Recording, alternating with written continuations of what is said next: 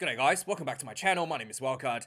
Yes, Rugby World Cup is truly underway, and there's all these discussions about rugby is collapsing in its viewership. The sport is dying. Oh my god! And hey, World Rugby has decided that the best way to grow rugby, to develop its audience, is putting Saturday Night Live skits in the middle of the match. I know. We saw a Saturday Night Live skit live on TV on the rugby field tonight. And just like a Saturday Night Live skit, it was not funny.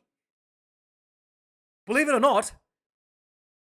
Okay, so yeah, this was utter confusion. So the commentary couldn't explain this to me. I can't explain it to you. The referees don't seem to be able to explain it to each other, right? So yeah, it was literally a joke writing itself live on the field tonight. Okay, so yeah, let's see what actually happened, and let me try explain the joke, the skit to you guys tonight. Okay, so it was Samoa versus Chile. Okay, this is Inari going in on a clean out on the Chilean 16 player. This is a perfectly legal gator roll clean out. What they call a gator roll clean out, right? You go in, no head contact whatsoever, nice and low. He wraps him around the armpit, not around the neck. Okay, nothing dangerous about, not a neck roll in any shape or form. And then he rolls him off to the side because he's got a pretty wide base. Rolls him off to the side. Okay, as you can see here, right? He rolls him off to the side. Let's just go over to the side a little bit. Okay, we can see here, right? He enters, no head contact whatsoever. He rolls him off to the side, right? Not grabbing his neck at all. Perfectly legal, except that when he rolled him off, the player landed on the Chilean player landed on his leg and hurt himself.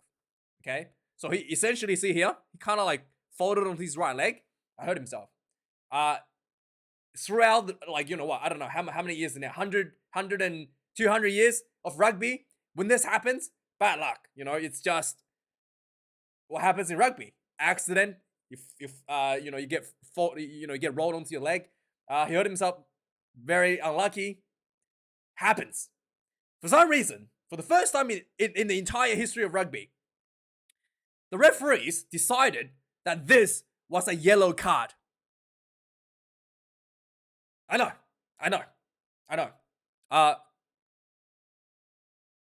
Everybody, no one. This was so stupid, right?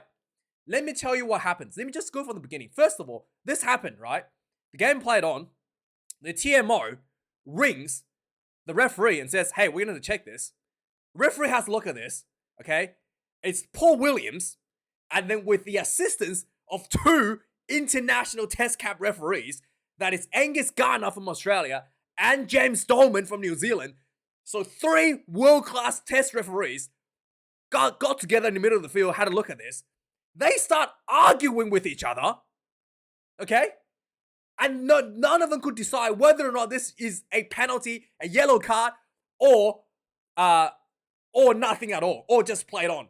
Angus Gardner seemed to say this is just played on. Paul Williams thinks that this is a penalty, and James Dolman reminded Paul Williams that if it's a penalty, then this should be a yellow card. I know.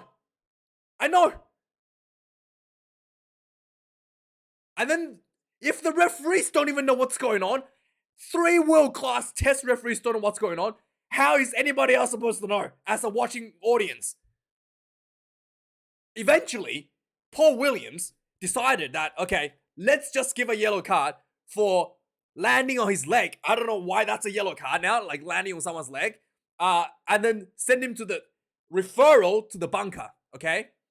And the bunker, okay, decided that this was not dangerous enough in less time than the referee's discussion on the field. The referees took 2 minutes to have an argument and decide that this was somehow a yellow card, only for the bunker to overturn it in less than 2 minutes. I know. It's like a Saturday Night skit, right? And to think, and by the way, okay, there's 6 referees looking at this. There's 3 on the field, right? There is the TMO, and apparently there are 2 people in the bunker. 6 referees looked at this. I know. It's like a Saturday Night Live skit. I know. And you know what's really funny? The TMO had a look at this and referred it to the referee, right? The bunker was sitting right next to the TMO. I know. Only for the bunker to overturn the referee almost immediately after he was referred to them. I know. It's a Saturday Night Live skit, guys. Okay. 6 referees looked at this. Okay. TMO sitting right next to the bunker refers to the referee. The referees has a fight amongst themselves, deciding, okay, let's send it to the bunker anyway. And the bunker immediately rejects it and tells the referee it's not dangerous enough to be a red card. I know. The joke is writing itself. 6 referees. Oh my goodness. And, okay, so here's the joke, right?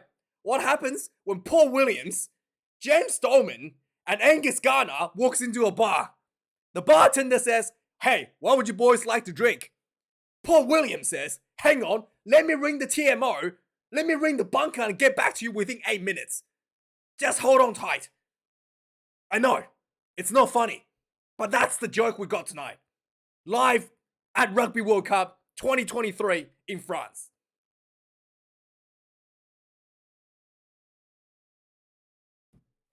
Anyway, let's talk about the game.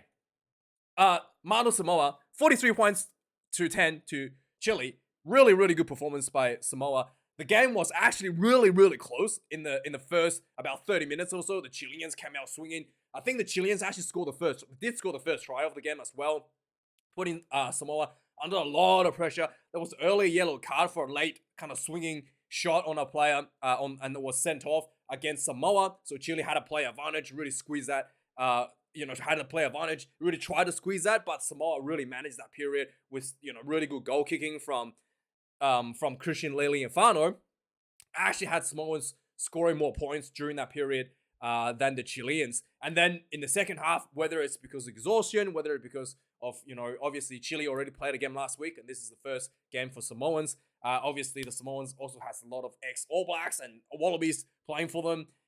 Just really starting to pull away and quite beautifully finished the game, 43 points to 10.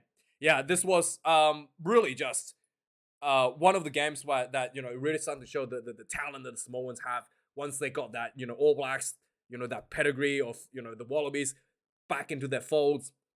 Really, difference between the two teams was rather large, to say. And I think Samoa can definitely challenge Japan and potentially, if the stars align, challenge England for potentially an upset in the World Cup. So they're definitely looking at a big upset. There was a lot of really good play from the Samoans. The set piece looked good. I thought they executed their more. They did the running attacking game. Obviously, very, very always good with the good with the fast paced movements. The handling is a bit iffy from the Samoans, but I think it's just obviously the first game. They will slowly, I think it will just get better as they go over time. They have 2 world class fly halves in the team, obviously Sapuanga and Leali'ifano. And Leali'ifano started this game, and Lima Sapuanga was off the bench, and this guy, former All Blacks fly half, just absolutely spectacular. Wanted to see him play, and 5 tries to 1 to the Samoans. So let's have a look at some of the interesting match stats. 410 run meters to the Chileans, round 6. The Chile did have opportunities to score their points, but just not quite there. The Samoans defended quite well. Turnovers conceded, 12 against Samoans, 14 against Chile. 112 tackles made by Samoa, 103 for Chile. 24 missed tackles for Samoa, a little bit sloppy in the first half, a bit better, much better in the second half. 10 missed tackles for Chile, that's like world-class defense for them. Kicks in play, 12 for Samoa, 16 for Chile. Conversions, I think was Leali'ifano missed 1. His goal kicking was always been a bit iffy when you play for Moana Pacifica earlier this year, and it looks like he's really worked on it and just really, was looked much better than his performances for Moana Pacifica in the Samoan jersey tonight. So I was pretty happy to see that massive improvement from him. He has always been a good goal kicker, but it's just, recent times he's been kind of on and off, and he's kind of like found himself back into that rhythm once again. Lineouts, 15 Samoan, 10 to Chile, 2 lineouts lost for both teams. Scrum was one lost each side, kind of technical stuff there, not too much of an ore. Good discipline, I thought overall for Samoa, like this absurd, if you take out this absurd penalty, Samoa was probably even lower than 9 penalties conceded. 2 yellow cards. The first one, what I thought was, probably need to look at just a late shoulder to a player. And then the second one was just like I just showed you. It's a Saturday night skit, and